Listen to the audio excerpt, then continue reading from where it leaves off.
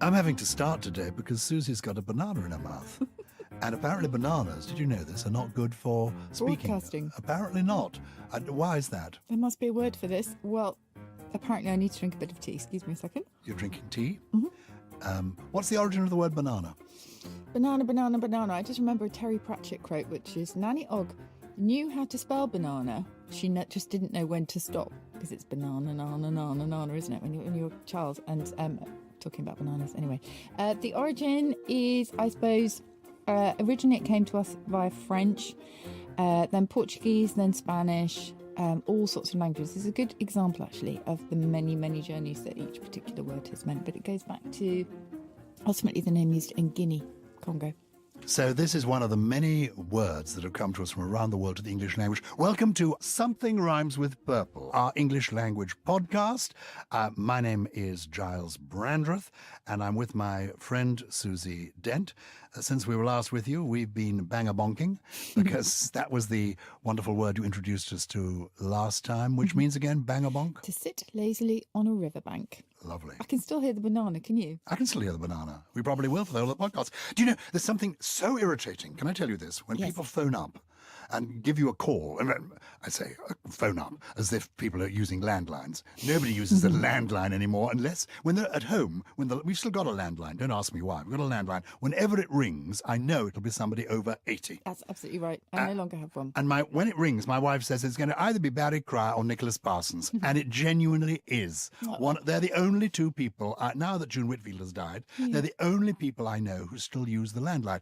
But even on a mobile, this works. People phone up, and as they are saying hello, they bite into a sandwich or a wrap or indeed a banana. It is so annoying listening to somebody munching and mulching at the other end of the phone. I really find it irritating. Yeah, I promise you, I will not do that. The banana has been put away, and I've had my tea. I would just say, you mentioned there phoning up.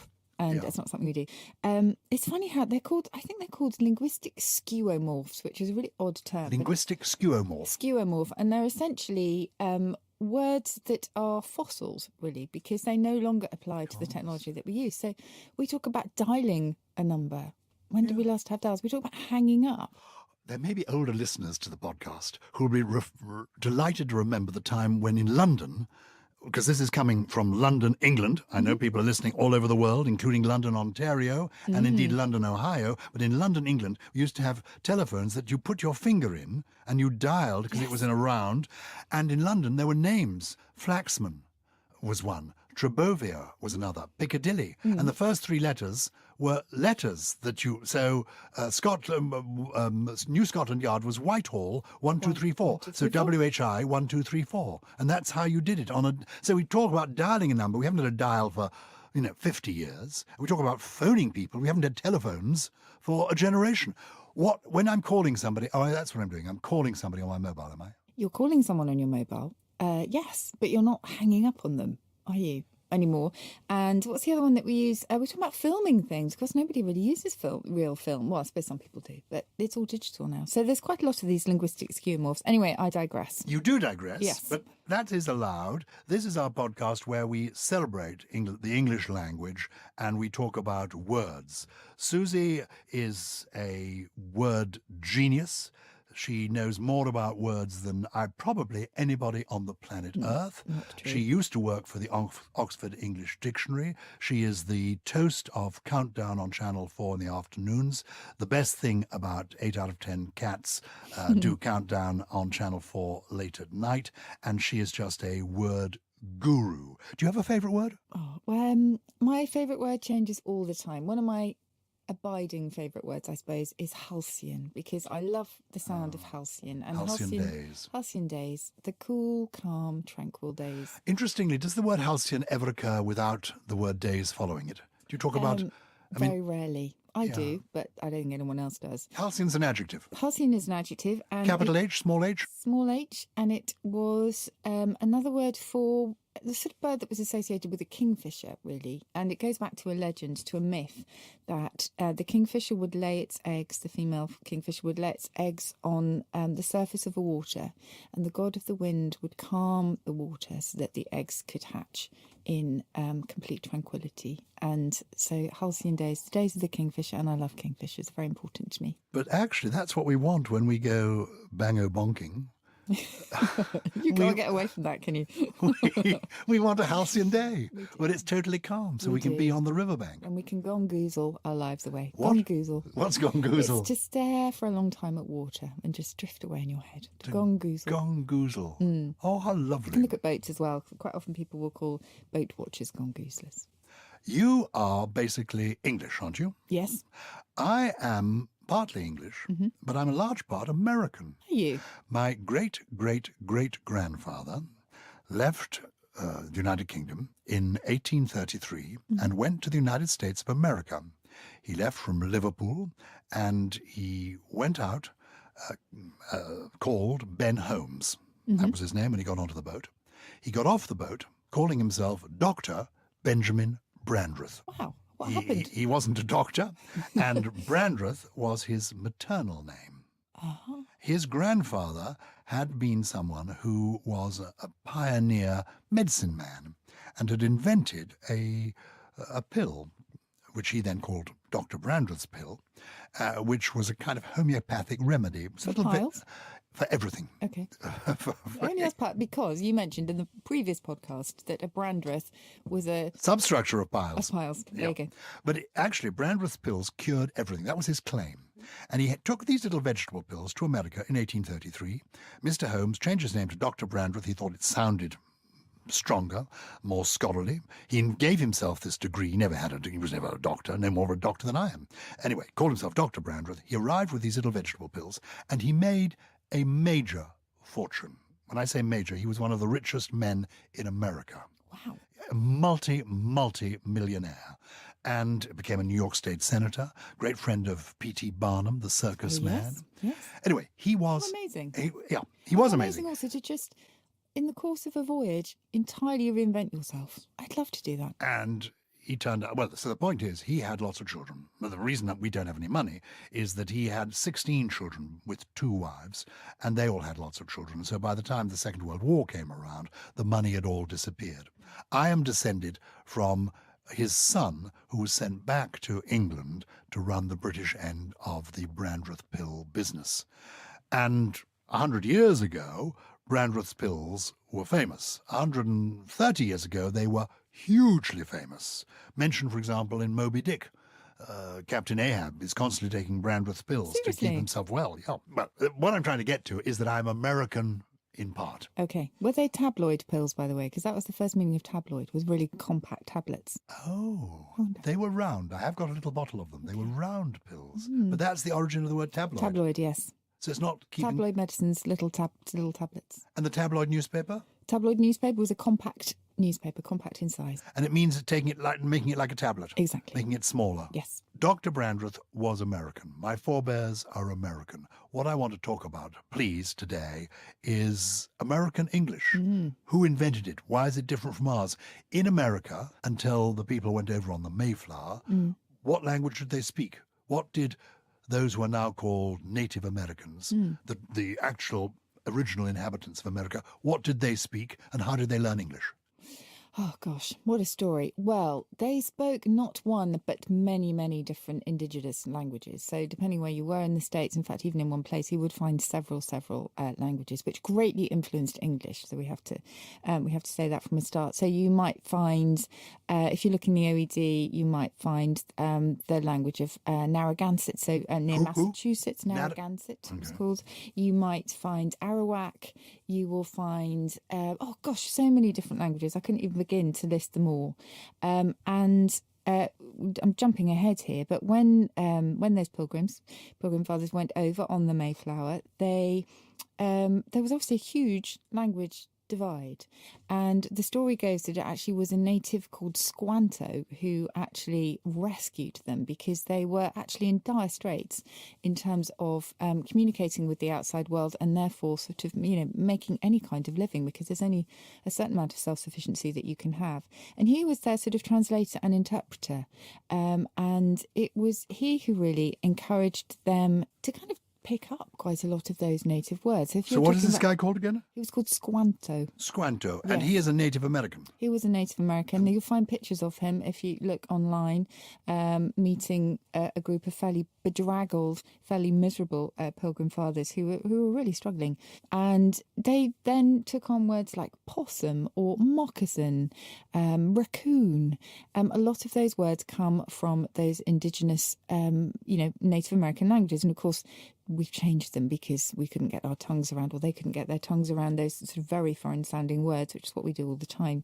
But we absorbed lots and lots of words from those encounters into English.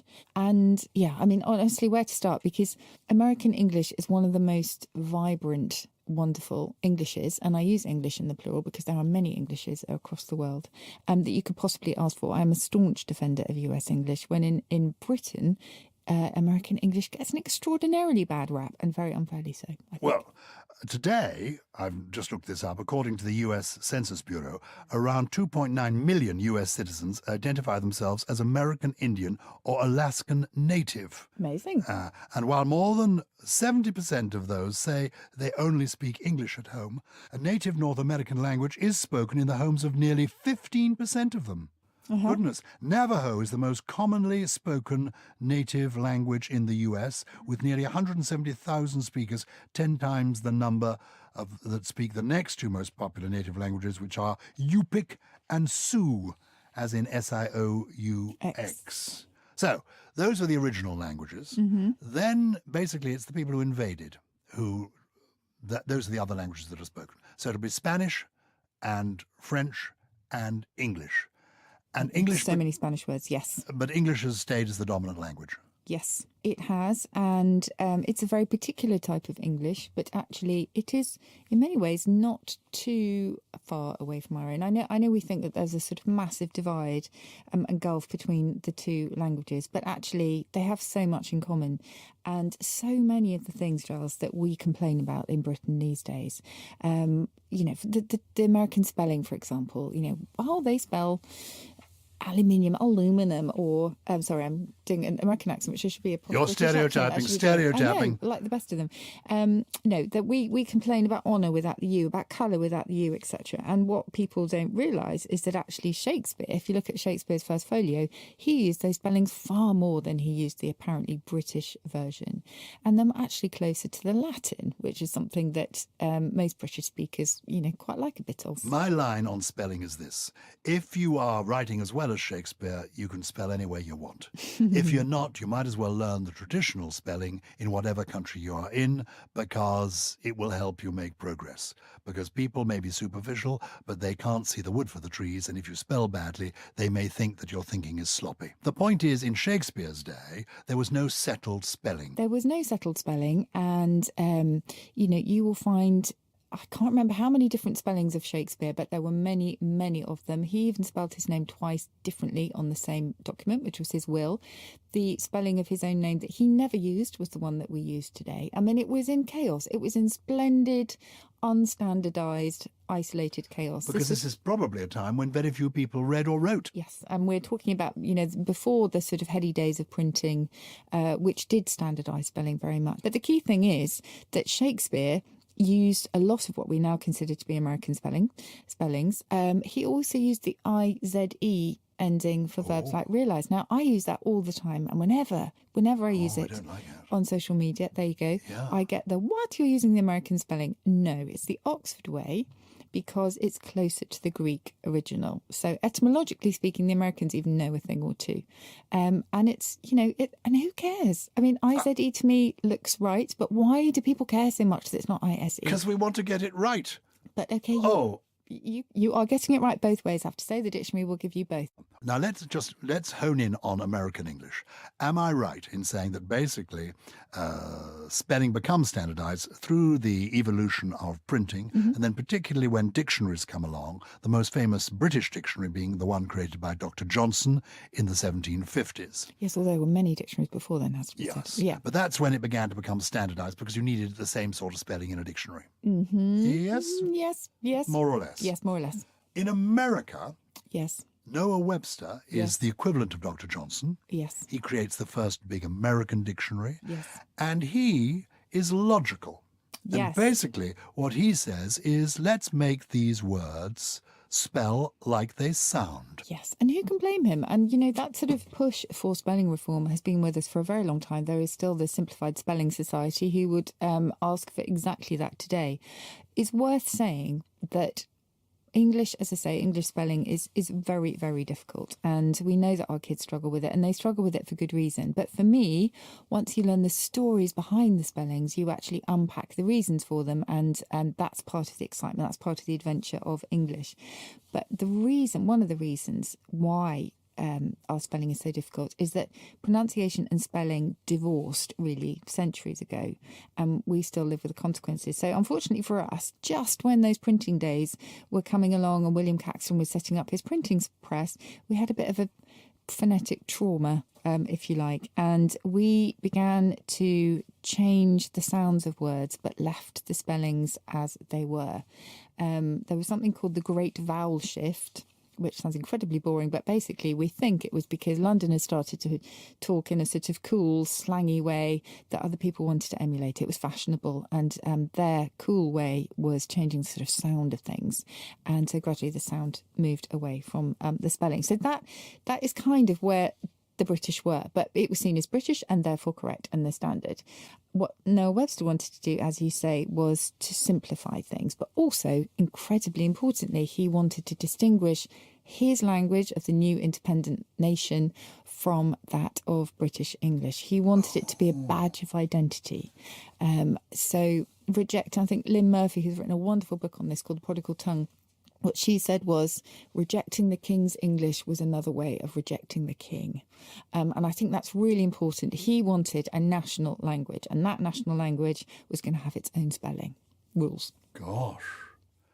Where are you on this? I mean, if we are in English, we would spell analog G-U-E at the end, wouldn't we? We'd spell catalogue G-U-E, dialogue G-U-E. Yeah. But Americans would not use the U-E.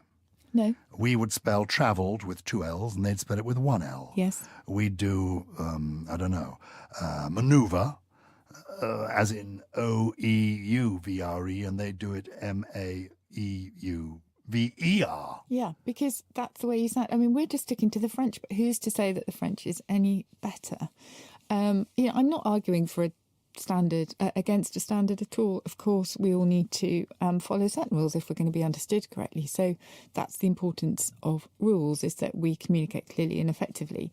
But why we reserve this hatred for American English when sometimes it is much simpler? And it's not just spelling, Giles, either, because sometimes their words are much more obvious than ours. So, for example, if you talk about black pudding these days, it gives you no idea about what's in a black pudding, but the Americans call it a blood sausage. I mean, how much clearer can you get? They talk about expressways rather than motorways, which again is much clearer. They talk about torches as being flashlights. They talk about the main street for the high street. Why is the street high? I just think in those cases, American English is quite clean. I'm not saying it's the better kind, but, it makes sense. I'm just looking for my list. I have a list of amusing words. For example, a skipping rope I see is called a jump rope. That makes more sense. Overalls are called coveralls. That makes sense too. They talk about dishwashing liquid, not washing up liquid. Oh. Again, makes much more sense. It should be said. This is interesting. Yeah. This could raise confusion. A sleeping partner is a silent partner. Well, we talk about both, don't we?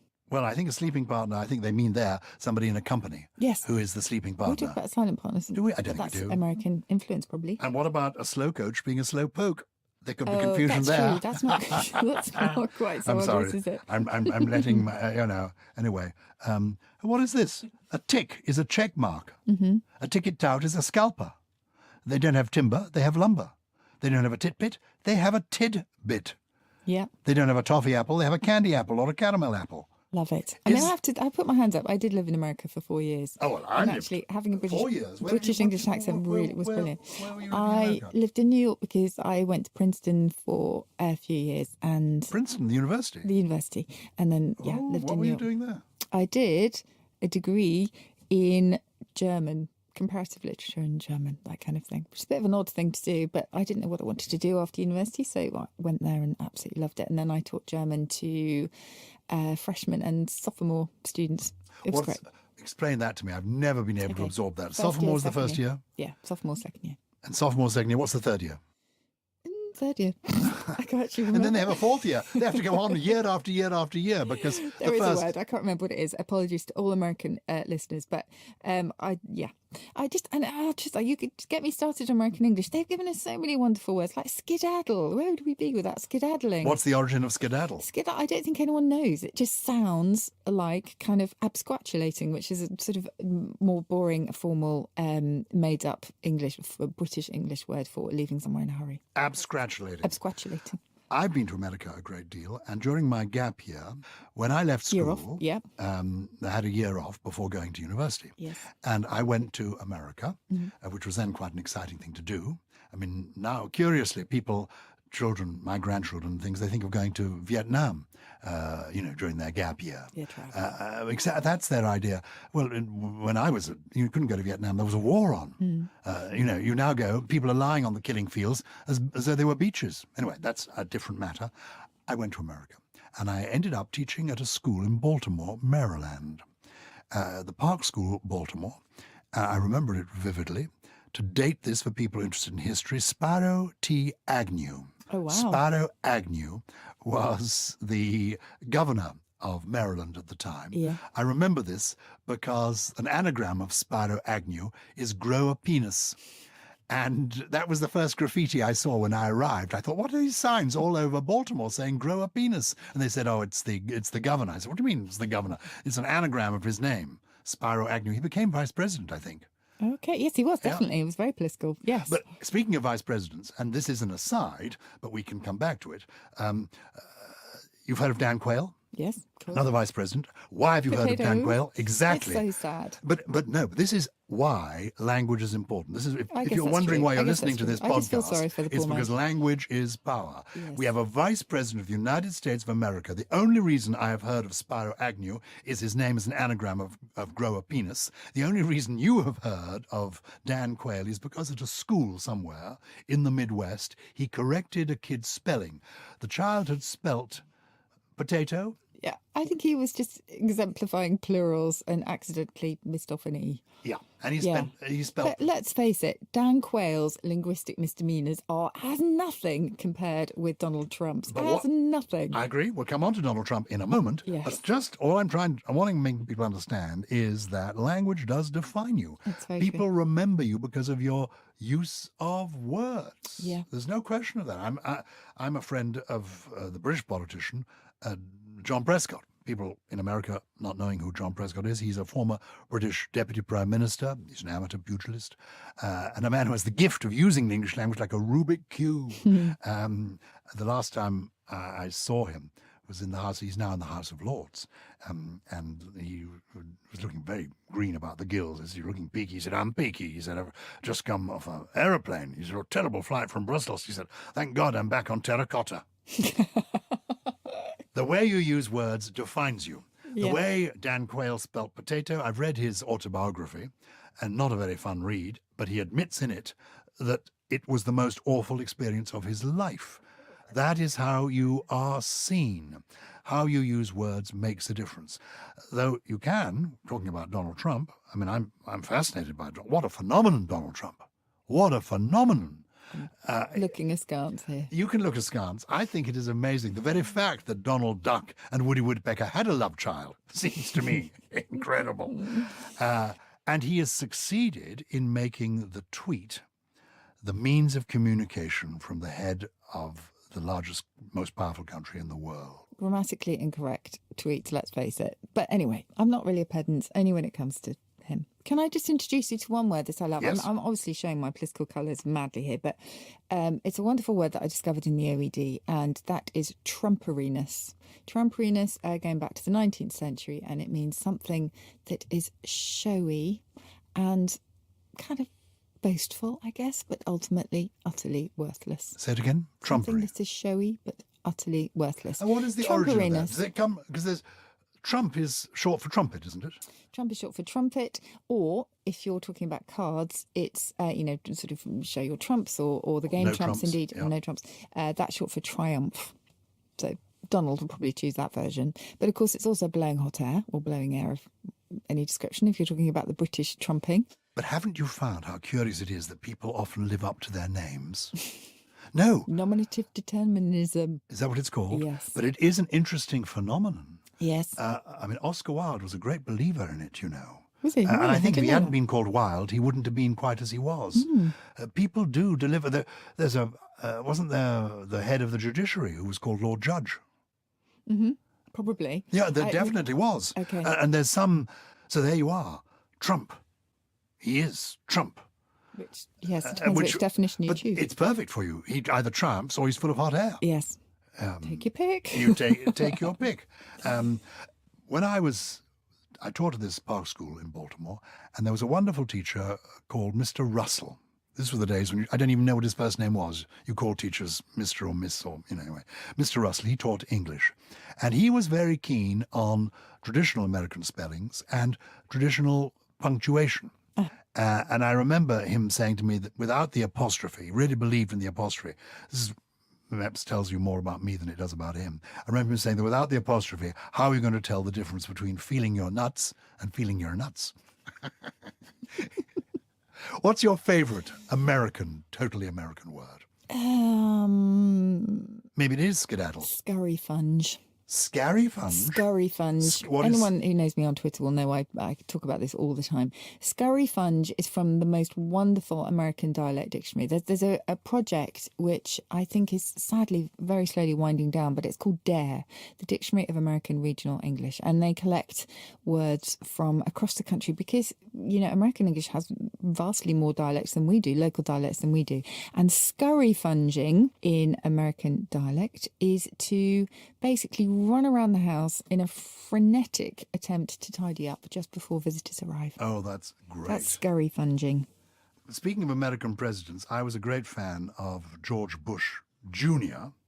Because he did amazing things with the English language. He is the fellow, isn't it, who said the trouble with the French is they don't have a word for entrepreneur. I used to collect Bushisms. I'll see if I can find a couple to share with you. And then you can tell me if actually, I know you don't think much of Mr. Trump, you made that clear. Do you think Trump has had an effect? Has Twitter had an effect, and Trump, the way he uses language, had an effect on the way we use language? Has the tweet changed our English usage? I don't think his tweets have necessarily. I think, as you say, it's far more about kind of political style because he is arguably the first person to use new media in the way that he has. Well, I just love the kerfuffle. Oh, what was that about? Do you remember kerfuffle? He just I can't remember what the first two words were, but he just said something kerfuffle, and then that was it. And it was very late at night. COVFEFE, and clearly was either too tired or possibly too compromised to finish his tweet. And Too compromised. What is that supposed to mean? Anything you like. And so there was so much speculation as to what kerfuffle meant, although obviously everyone knew it was just an error. But what was awful and cringeably embarrassing was that his communications director, whoever it was, now gone, obviously, like the rest of them, said that clearly President Trump knew what he was saying when he put that down, as if it had some kind of secret meaning that the rest of us didn't know. But it was great because so many brands grabbed the opportunity and just went with, grab a kerfuffle today if you need waking up, all sorts of things. Anyway, it was great because it could mean anything you wanted it to. Can we just end with the phrase that everybody sees as being quintessentially British, because there are so many misunderstandings. I think Marty Wilde, in a programme I did about American English, in which I was championing, the wonders of the American language. Marty Wilde said, well, my favourite American word of all has to be wow. The three letters that just say it all. In fact, it's first recorded in 16th century Scotland. So that's one misapprehension. Wow. Yes. But Okay, another one, roots and away. Wow, it's a Scottish word. it is a Scottish word. How can you think of anything Did it more... mean? Was it an exclamation? Wow. It was. Right from the beginning? Yes. And when you say 16, do you mean 1500s? It was 1500s, I'm pretty sure. No. Yes, it was 1500s. 1500s, fantastic. What Wow. could be more quintessentially British, though, than the stiff upper lip? Indeed. Right? We think about, stiff upper lip. Makes you think of all sorts of I'm in Monty favour. Python. Can I say I'm in favour of the stiff upper lip? Are you? We've had enough blubbing. Honestly, we really have. We're talking about The snowflakes. here. blubbing's got to stop. The blubbing. But do you know Yeah. what? Stiff upper lip, originally American. Really? Yes. Where does it come from? It was, I'm not actually sure about the first record, but the second record that we have was from Uncle Tom's Cabin. So, so many wrong ideas about American English. And we love Indian English. We love Singapore English. We welcome, all sorts of varieties into our language, except, it seems, American English. Let's relax that stiff upper lip and let some of them in. Okay. Have you got one? You should give us a threesome of words. Maybe you've given us so many. I've given you Scurryfunge. Scurryfunge, definitely one of my three today. So Scurryfunging. What did it mean again? Okay, so Scurryfunging is madly rushing around the house. Oh, to yes. tidy up, throw everything in cupboards just before visitors arrive. Very good. That's one. Scurryfunging. When was that invented? That was US dialect, so it's probably been around since the 1800s. It's a good American word. Yes. Stop scurryfunging. Stop Scurryfunging.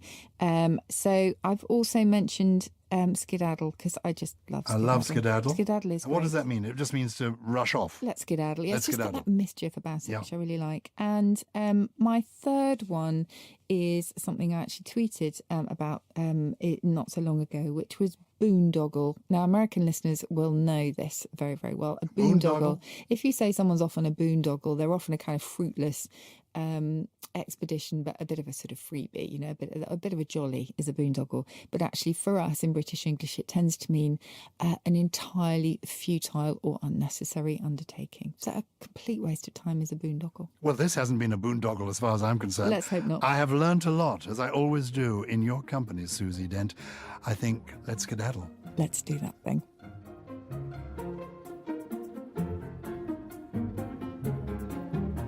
Oh, look. If you've been enjoying this, please do rate and review us. And also press subscribe. They've got to do that, haven't they? Yes. Do you know how it works? Yes. Well, how does one do that? Tap. I don't know how any of this works, I'm new to all this. Oh yes, no, they need to subscribe, and that would be, well, if they like it. If you like it, it would mean a lot to us if you did subscribe. And if you don't like it, fuck off. I'm saying that only as a tease, because in the next podcast, we're actually going to talk about bad language. Yes. So we may well have edited that out before we subscribe. I think our studio director's just fainted. Something Rhymes with Purple is a Something Else production. It was produced by Paul Smith with additional production from Russell Finch, Steve Ackerman, and Josh Gibbs.